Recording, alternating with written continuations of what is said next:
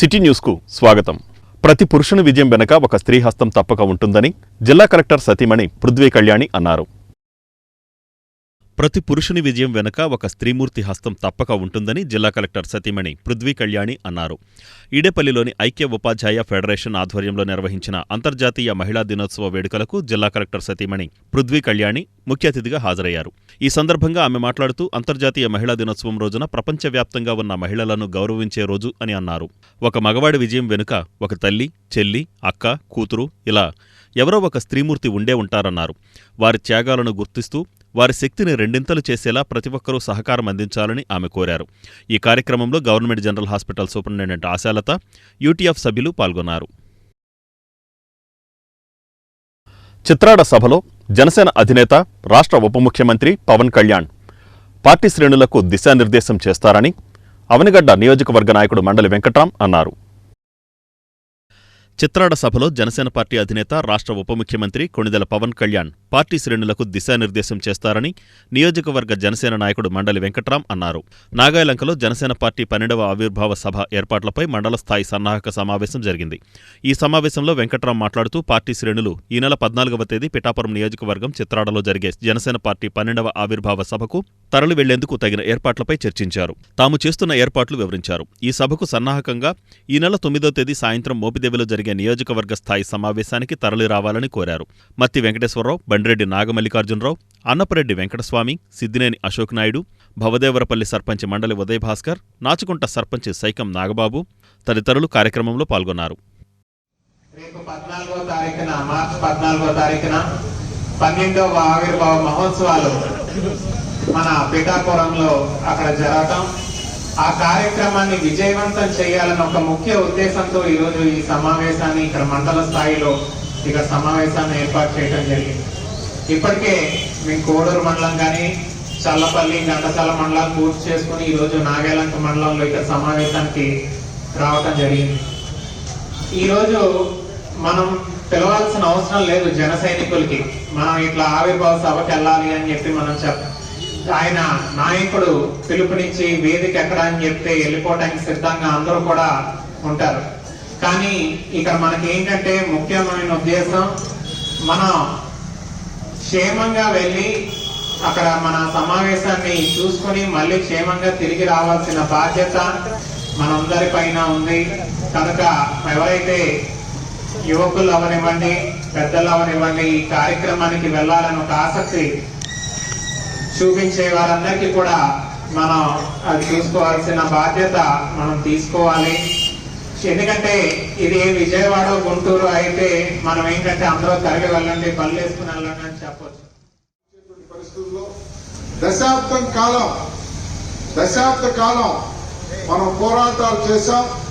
దశాబ్ద కాలం చేసినటువంటి పోరాటాల్లో తర్వాత జరుపుకోబోయేటువంటి ఆవిర్భావ సభ ఒక విజయోత్సవ సభ, ఆ సభ ద్వారా వచ్చేటువంటి శబ్దం ఒక శతాబ్ద కాలం ప్రజల హృదయాలలో, ఆంధ్ర రాష్ట్ర ప్రజల్లో చిరస్థాయిగా ఉండాలనేటువంటి మాత్రమైనటువంటి ఆశయంతో ఈ సభ కోసం 14వ తారీఖు జరిగేటువంటి సభ కోసం రాష్ట్రంలో ఉన్నటువంటి రాజకీయ పార్టీలు, దేశంలో ఉన్నటువంటి రాజకీయ పార్టీలన్నిటి కూడా దీని మీద ఏం జరగబోతుందో అనేటువంటి ఒక ఆలోచనతో పవన్ కళ్యాణ్ గారు రాష్ట్ర దేశ రాజకీయాల్ని ఏ విధంగా దిశానిర్దేశం చేయడానికి ప్రయత్నం చేస్తారో, వారి ఆలోచనలు ఏంటో పంచుకోవాలనేటువంటి దాని మీద ఎంతో ఉత్సుకతో ఎదురు చూసేటువంటి పరిస్థితులు మనం చూస్తున్నాం.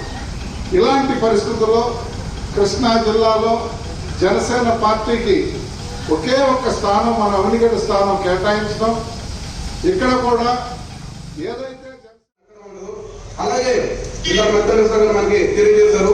పవన్ కళ్యాణ్ గారు బీసీ చాలా పెద్ద పేరు వేస్తున్నారు. దానికి నిదర్శనమే చంద్రపూడి ప్రభాకర్ గారు. మరి ఆయన స్టేట్ అగ్రికల్చర్ చైర్మన్ గా పవన్ కళ్యాణ్ గారు కట్టుబెట్టి మరి ఆ పదవి ఆయన ఉచ్చారణ చేశారు. పాపరావు గారు నాలుగు ఒకసారి అన్నారు, ఈ పదవి వస్తుందని నేనే అనుకోలేదు, కానీ పవన్ కళ్యాణ్ గారు నన్ను గుర్తుపెట్టుకుని బీసీకి అంత ప్రాధాన్యత నేను అనుకున్నాను. ఆ మాట ఆయన చెప్పగానే నాకు నిజంగా చాలా సంతోషం వేసింది. అదేవిధంగా కృష్ణా జిల్లా పీసీ చైర్మన్ దేవపల్లి వెంకటేశ్వర గారు, అది కూడా ఊహించిన పరిణామం.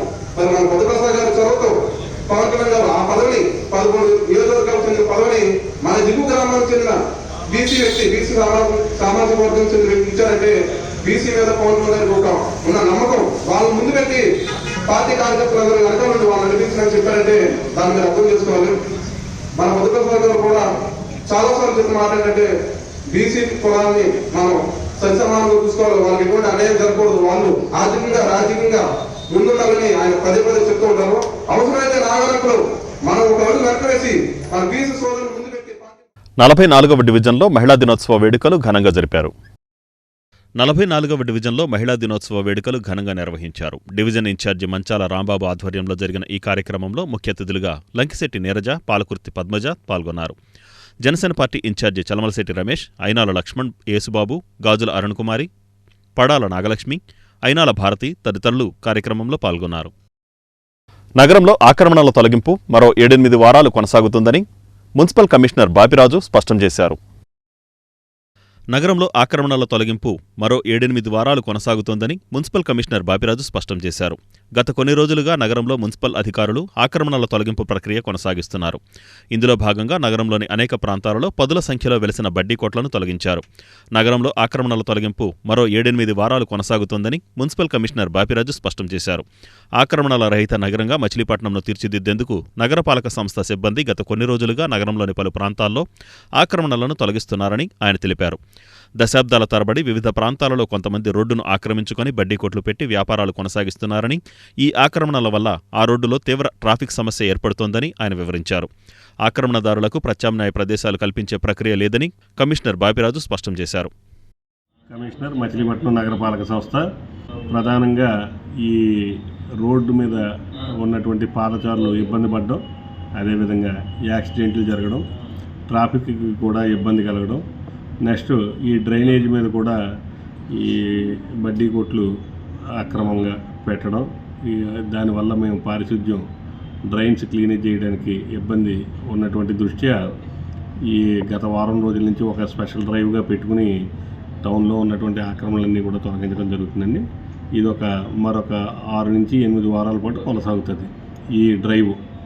ఈరోజు ఐ థింక్ దట్ 8వ రోజు అనుకుంటున్నాను, 8 కానీ 9వ రోజు అనుకుంటున్నాను. ఈరోజు ఇంకొక 6 నుంచి 8 వారాల పాటు కంటిన్యూగా ఈ డ్రైవ్ అనేటువంటిది కొనసాగుతుంది. ఎక్కడెక్కడైతే ఇబ్బంది ఉందో ప్రజలకి ఆ ఇబ్బందులన్నీ కూడా తొలగించడం కోసం నగరపాలక సంస్థ తరపున సిబ్బంది అందరూ కూడా పనిచేస్తున్నారు. దయచేసి ప్రజలందరినీ కూడా, అదేవిధంగా చిరు వ్యాపారులందరినీ కూడా మచిలీపట్నం నగరపాలక సంస్థకి సహకరించి ప్రజలందరికీ కూడా ఇబ్బంది లేకుండా చేయవలసిందిగా. మాజీ ఎమ్మెల్యే కొల్లిపర వెంకటరమణయ్య నాయుడు నగర అభివృద్ధికి చేసిన కృషి చిరస్మరణీయమని రాష్ట్ర మంత్రి కొల్లు రవీంద్ర అన్నారు. మాజీ ఎమ్మెల్యే కొల్లిపర వెంకటరమణయ్య నాయుడు నగర అభివృద్ధికి చేసిన సేవలు చిరస్మరణీయమని రాష్ట్ర మంత్రి కొల్లు రవీంద్ర అన్నారు. మాజీ ఎమ్మెల్యే కొల్లిపర వెంకటరమణయ్య నాయుడు 135వ జయంతిని రేవతి సెంటర్లోని ఆయన విగ్రహం వద్ద ఘనంగా జరిపారు. పునర్నిర్మాణం చేసిన రమణయ్య నాయుడు విగ్రహాన్ని రాష్ట్ర మంత్రి కొల్లు రవీంద్ర, ఎంపీ వల్లభనేని బాలశౌరీలు ఈ సందర్భంగా ఆవిష్కరించారు. ఆయన విగ్రహానికి పలు రాజకీయ పక్షాల నాయకులు పూలమాలలు వేసి నివాళులర్పించారు. ఈ సందర్భంగా జరిగిన కార్యక్రమంలో వక్తలు మాట్లాడుతూ మాజీ మున్సిపల్ చైర్మన్గా, శాసనసభ్యుడిగా, కేడీసీసీ బ్యాంకు వ్యవస్థాపకుడిగా, ప్రభుత్వ న్యాయవాదిగా కొల్లిపర వెంకటరమణయ్య నాయుడు చేసిన సేవలు చిరస్మరణీయమన్నారు. ఆయన విగ్రహం ఉన్న ప్రాంతాన్ని కొల్లిపర వెంకటరమణయ్య సెంటర్గా నామకరణం చేస్తామని మంత్రి కొల్లు రవీంద్ర తెలిపారు. ఈ ప్రాంత అభివృద్ధికి కృషి చేసిన నేతల విగ్రహాలన్నీ నగరంలో ఒకచోట ఏర్పాటు చేస్తామన్నారు. ఈ కార్యక్రమంలో జనసేన ఇన్ఛార్జి బండి రామకృష్ణ, టీడీపీ రాష్ట్ర కార్యనిర్వాహక కార్యదర్శి కొనకళ్ల బుల్లయ్య, బీజేపీ నాయకులు కోనపరెడ్డి శ్రీనివాస్, పంతం గజేంద్రరావు, కొల్లిపర వెంకటరమణయ్య నాయుడు కుటుంబ సభ్యులు కొల్లిపర రమణమూర్తి, కొల్లిపర రవి, బుగ్గా శ్రీనివాసరావు, అడప రాంజీరావు తదితరులు పాల్గొన్నారు. ఆయన జన్మించింది 1888లో. అలాగే మచిలీపట్నానికి అనేక పదవులు, ప్రధానమైనటువంటి మున్సిపల్ చైర్మన్ కానీ, ఎందుకంటే నాకు తెలిసి 1864లో మన మచిలీపట్నం మున్సిపాలిటీ ఏర్పాటైంది. భారతదేశంలో ఒక 2వ మున్సిపాలిటీ అని చెప్పుకుంటాం. మరి అటువంటి అంటే చాలా తక్కువ మున్సిపాలిటీస్ ఉన్నాయి. అప్పుడు భారతదేశం మొత్తం మీద చాలా తక్కువ సంఖ్యలో ఉన్నటువంటి మున్సిపాలిటీస్లో మచిలీపట్నం మున్సిపాలిటీ ఉండడం, దానికి కూడా వారు మున్సిపల్ చైర్మన్గా వర్క్ చేయడం, అలాగే శాసనసభ్యులుగా కూడా వర్క్ చేశారని చెప్తా ఉన్నారు. ఎందుకంటే చరిత్ర తెలుసుకోవాలి మనం. మేము చిన్నప్పటి నుంచి కూడా ఆయన విగ్రహాన్ని చూసేవాళ్ళం, ఎప్పుడో మున్సిపల్ చైర్మన్గా చేశారని మాత్రమే తెలిసింది. భవిష్యత్ తరాలకు తెలియాల్సినటువంటి అవసరం ఉంది. ఎందుకంటే బందరు మచిలీపట్నం అంటే ఒక రాజకీయ చైతన్యం, కృష్ణా జిల్లాకి రాజకీయ చైతన్యం ఇచ్చినటువంటి పట్టణం మచిలీపట్నం. కృష్ణపత్రిక పుట్టింది ఎక్కడ? ఇవాళ మనం ఈనాడు, ఆంధ్రజ్యోతో లేకపోతే ఇంకో పేపర్. కానీ మచిలీపట్నం నుంచే దేశ స్వతంత్రం కోసం పోరాటం చేసినటువంటి సందర్భంలో ఏర్పాటైనటువంటి కృష్ణపత్రిక మన బందరిది అని చెప్పుకోవడానికి మనం గర్వపడాల్సిందని కూడా ఈ సందర్భంగా తెలియజేస్తా ఉన్నా. ముట్నూరు కృష్ణారావు గారు ఆ కృష్ణపత్రికని స్టార్ట్ చేశారని చెప్తారు. అలాగే మన పట్టాభి సీతారామయ్య గారు, మరి ఎంతమంది తెలుసో తెలీదో కానీ ఆయన ప్రధానమంత్రిగా కూడా చేసే అవకాశం వచ్చినటువంటి వ్యక్తి. ఆ రోజున ఆల్ ఇండియా కాంగ్రెస్ అధ్యక్షులుగా ఆ రోజున స్వతంత్రం వచ్చిన తర్వాత ప్రధానమంత్రుల్ని నిర్ణయించడానికి జరిగినటువంటి ఓటింగ్లో అత్యధిక ఓటింగ్ శాతం మన పట్టాభి సీతారామయ్య గారికి వస్తే గాంధీ గారు ఆ రోజున రిక్వెస్ట్ చేసి నెహ్రూ గారిని చేయడం జరిగిందని చెప్పి చరిత్ర చెప్తాం. చట్టసభల్లో పనిచేసినటువంటి వాళ్ళ పిల్లలు కూడా గుర్తుంచుకునేటువంటి ఒక మహోన్నతమైనటువంటి వ్యక్తి కొల్లిపర వెంకట రమణయ్య నాయుడు గారి యొక్క విగ్రహాన్ని మరలా చక్కగా ఈరోజు ఆవిష్కరించుకోవటం చాలా సంతోషం. ఈరోజు వాళ్ళ కుటుంబ సభ్యులు ఈ కార్యక్రమాన్ని ఏర్పాటు చేసినందుకు నేను మనస్ఫూర్తిగా వాళ్ళందరినీ కూడా అభినందిస్తూ, ఆయన కడుపున పుట్టినటువంటి వీళ్ళందరూ కూడా నేను చాలా అదృష్టవంతులుగా మిమ్మల్ని అందరినీ కూడా భావిస్తూ ఉన్నాను. ఎందుకంటే ఒక కుటుంబంలో ఒక మంచి వ్యక్తి జన్మిస్తే ఆయన యొక్క అలవాట్లు కానివ్వండి, ఆయన యొక్క పేరు ప్రతిష్టలు కానివ్వండి, చిరకాలంగా తీసుకెళ్లేటువంటి వాళ్ళు ఉంటే ఆయన పేరు కూడా ఎప్పుడు శాశ్వతంగా సమాజంలో ఉంటుంది. మరి మీరు కానీ మీ ముందున్నటువంటి తరాలు కానీ ఆయన మంచి సెంటర్లో ఆయన విగ్రహ ఆవిష్కరణ చేశారు, తరతరాలకి గుర్తుండే విధంగా చేశారు. మరి మీ అందరినీ కూడా అభినందిస్తూ, మరి రమణయ్య నాయుడు గారిని గురించి చాలామంది ఆల్రెడీ మాట్లాడారు, అందరికీ తెలిసినటువంటి విషయమే. మరి ఆ రోజుల్లోనే మద్రాసు వెళ్ళి చక్కగా లా చేసి సమాజంలో ఏ రకంగా సేవ చేయాలి అనేటువంటి విషయంలో ఒక ఆయన అసెంబ్లీలోకి ప్రవేశించి, అదే రకంగా మున్సిపల్ చైర్మన్గా చేసి మచిలీపట్నానికి ఇక్కడ ఉన్నటువంటి ప్రజలకి అలాగే శాసనసభ్యులుగా ఆయన చేసినటువంటి సేవలు ఎప్పుడూ మరువలేనటువంటివి. మరి ఆంధ్రా బ్యాంకు డైరెక్టర్గా చేశారు, అదే రకంగా మరి ఎస్టేట్ కమిటీ చైర్మన్గా భూ సంస్కరణలు అటువంటి వాటిలో కూడా ఆయన. రమణయ్య నాయుడు గారి గురించి చాలామంది చాలా చెప్పారు. ఆయన మేము చూడనప్పటికి కూడా వాళ్ళ మనవడు మునిమనవడితో మాకు పరిచయం ఉండటం మా అదృష్టం. అలాంటి మహానుభావులు మచిలీపట్నం రేవతి సెంటర్లో మేము గుట్టేమని వ్యాపారం చేస్తున్నాం, అది కూడా మా అదృష్టమే. కనుక ఆయన యొక్క స్ఫూర్తిని తీసుకుని ఆయన పక్కన గూడూరులో చిన్న గ్రామంలో జన్మించి ఇక్కడ నోబెల్ కాలేజీలో నోబెల్ హై స్కూల్లో చదువుకుని మద్రాసులో లా కాలేజీలో లా చదివి ఇవాళ మన యొక్క కోఆపరేటివ్ బ్యాంక్ చైర్మన్గా, వ్యవస్థాపకులుగా, మన మున్సిపాలిటీలో చైర్మన్గా, ఎమ్మెల్యేగా చేసి ఆయన అందించిన సేవల్ని మనందరం మర్చిపోకూడదు. ఇంత కొనగాల నారాయణరావు గారు చెప్పారు, గౌతు లక్షణ గారిది కూడా 16వ తారీఖునంట. ఈ రెండు కలిపి ప్రతి సంవత్సరం మచిలీపట్నంలో ఘనంగా నిర్వహించుకుంటాం మన బాధ్యత. వాళ్ళందరూ స్ఫూర్తి మనకి, వాళ్ళందరూ చూపిన దారిలో మనం నడుస్తున్నాం. ఈ రోజున ఈ మచిలీపట్నంలో ఇంత హ్యాపీగా బతుకుతున్నామంటే ఆ రోజున చూపినటువంటి ఆ మహానుభావుల యొక్క దారే. కనుక గుట్టైన దగ్గర ప్రతి సంవత్సరం ఆగస్టు 15వ తారీఖున నా బాధ్యతగా నేను భోజనాలు ఏర్పాటు చేసి ఘనంగా. ఈ వార్తలు ఇంతటితో సమాప్తం. నమస్కారం.